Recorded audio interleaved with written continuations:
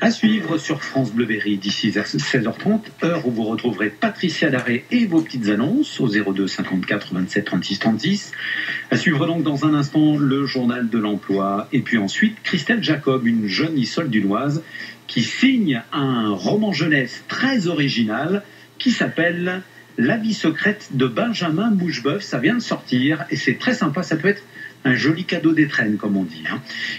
À 16h15, c'est un retour sur Noël que je vous propose dans le livre du jour avec La vie secrète de Benjamin Moucheboeuf de Christelle Jacob, sorti aux éditions Volpilière dans la collection D'un monde à l'autre. Dans ce conte de Noël, un petit garçon, Benjamin Moucheboeuf, surprend une discussion entre ses parents à quelques jours de Noël. Il parle d'expulsion, de Noël sans cadeau et même sans maison. Noël devient donc pour ce petit garçon synonyme de pauvreté, d'ennui, de départ, de malheur. Mais le destin va le mettre sur les traces d'un être étrange qui serait de sa famille, un certain Émile de Fargabos. Bonjour Christelle Jacob. Bonjour. Merci d'être avec nous. Vous habitez Issoudun. Oui, tout à fait. La vie secrète de Benjamin Moucheboeuf, c'est votre premier roman. Nous allons revenir sur cette histoire. Le héros, donc Benjamin Moucheboeuf, a le pouvoir de voyager dans un monde parallèle. Lors de son sommeil, il peut visiter le monde de la nuit, c'est ça ? Oui, c'est ça. Il visite le monde de la nuit. À chaque fois qu'il s'endort, en fait, il trouve un chemin pour partir dans ce monde féerique.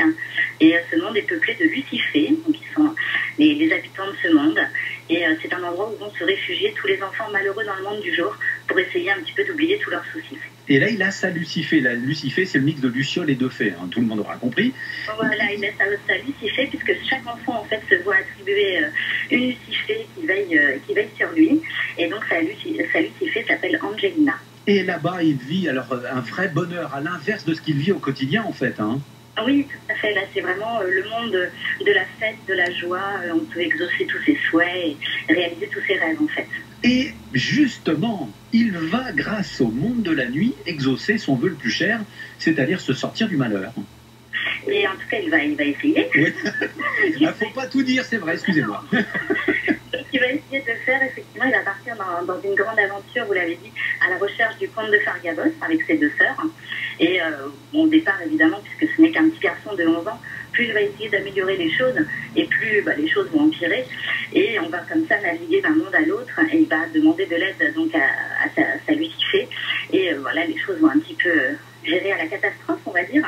Et Benjamin va en fait se rendre compte que c'est dans la vraie vie qu'il faut faire des choses si on veut améliorer sa vie. Et effectivement, il va tout faire pour essayer d'offrir à sa famille en fait un Noël extraordinairement simple, je dirais. Alors les péripéties s'enchaînent à une vitesse faramineuse. On se demande, comme vous avez un petit train qui passe dans la tête en permanence, Christelle, parce que ça n'arrête pas. Non, c'est vrai, mais je dirais que dans la littérature jeunesse, en fait, il ne faut pas se tomber mort. Parce que c'est vrai que nous, adultes, on peut lire des romans avec des longues descriptions, des temps un petit peu plus morts, alors qu'un enfant, lui, s'il s'ennuie, va reposer tout simplement le livre sur sa table de chevet et ne va pas l'ouvrir. Donc c'est vrai que pour la littérature jeunesse, il faut quand même quelque chose d'assez rythmé, on va dire. Et alors on passe justement du monde du jour au monde de la nuit sans cesse. Le livre, oui, c'est que ça, c'est succession jour-nuit, jour-nuit. Oui, puisqu'à chaque fois qu'il s'endort, il passe dans l'autre monde. Comment vous êtes venu à l'écriture de La vie secrète de Benjamin Moucheboeuf et comment est né ce petit personnage ? Alors le petit personnage, en fait, c'est très bien, on s'inspire souvent de ce qu'on voit, de la vie quotidienne. Et moi un jour j'étais devant une émission de déco, voilà, avec Valérie Damido. D'accord, oui. Et j'ai vu donc une famille donc on était à quelques jours de Noël, et qui vivait dans un petit 2 pièces, parce qu'ils n'avaient plus d'argent pour retaper la maison qu'ils avaient achetée. Et comme ça, l'idée a commencé à me trotter dans la tête et je me suis dit que finalement, c'était quand même aussi le lot de beaucoup de gens et puis on n'en parlait pas forcément. Et puis, ce petit personnage est né comme ça. Alors après, ça mûrit pendant plusieurs semaines, voire de longs mois. Et puis après, ça prend forme, ça devient un roman. Alors, est-ce qu'on peut avouer quand même que vos origines bretonnes, y sont pour beaucoup dans les histoires de fées et de lutins ? Ah, c'est possible. C'est vrai que nous, en Bretagne, on aime bien ce genre de littérature, ce genre de légende. Et je pense qu'effectivement, c'est un côté culturel qui ressort aujourd'hui. Y aura-t-il une suite ? On a l'impression que c'est une saga, Benjamin Moucheboeuf, non ? Oui, en fait, donc moi j'ai prévu 4 volumes. Ouais. Donc normalement, il y aura une suite cette année, en 2020. 2012. Alors, vous avez même créé un site internet pour Benjamin, hein, Oui, carrément, www.benjaminmouchebeuf.com, c'est ça?